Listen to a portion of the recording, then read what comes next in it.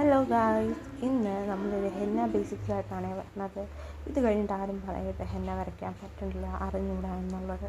Basic ആയിട്ടുള്ള കാര്യം നൈസായിട്ട് എങ്ങനെ വരയ്ക്കാം എന്നുള്ളതാണ്.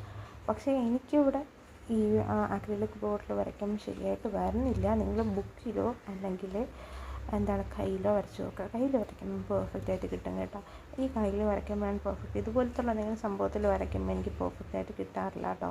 അതിന് ഞാൻ ഈ ചെയ്യുന്ന പ്രാക്ടീസ് എന്നെക്കൊണ്ട് കുഴപ്പമാണെന്ന് വെച്ചാൽ എനിക്ക് അറിയില്ല. നിങ്ങൾ എന്തായാലും വീഡിയോ കാണാം കേട്ടോ. ആദ്യം നമ്മൾ ഒരു സർക്കിൾ വരയ്ക്കുക. അതിപ്പോൾ നമ്മൾ എന്തിൻ്റെങ്കിലും അടപ്പ് ഉപയോഗിച്ചിട്ട് അതിലൊരു വരച്ചാലും മതി. അതെങ്ങനെയാണെന്നുള്ളത് ഞാൻ കാണിച്ചു തരാം കേട്ടോ. ആദ്യം നമ്മളൊരു സർക്കിൾ വരയ്ക്കുക, അതിൻ്റെ മീതെ വീണ്ടും ഒരു സർക്കിൾ വരയ്ക്കുക, അതിൻ്റെ മീതെ വീണ്ടും ഒരു സർക്കിൾ വരയ്ക്കുക. അതിൻ്റെ അകത്ത് സർക്കിൾ നമ്മളൊന്ന് ഫില്ല് ചെയ്ത് കൊടുക്കുക.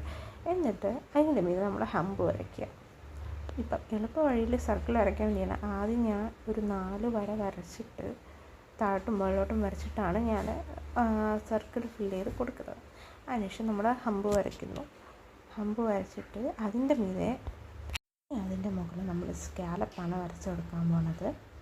അതായത് ഈ ഹംസിനെക്കാളും കുറച്ചും കൂടെ ഒരു വലിയ ടൈപ്പാണ് ഈ സ്കാലപ്പ് ഡിസൈൻസ് വരുന്നത്.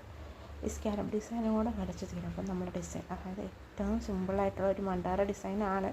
ഇവിടെ ചെറുതായിട്ട് തെറ്റിപ്പോയിട്ടുണ്ട്, അതാണ് അങ്ങനെ ഒരു ഡിസൈനിൽ ഒരു പാലിച്ച കാണുന്നത് കേട്ടോ. നിങ്ങളും വരച്ച് വെക്കുക.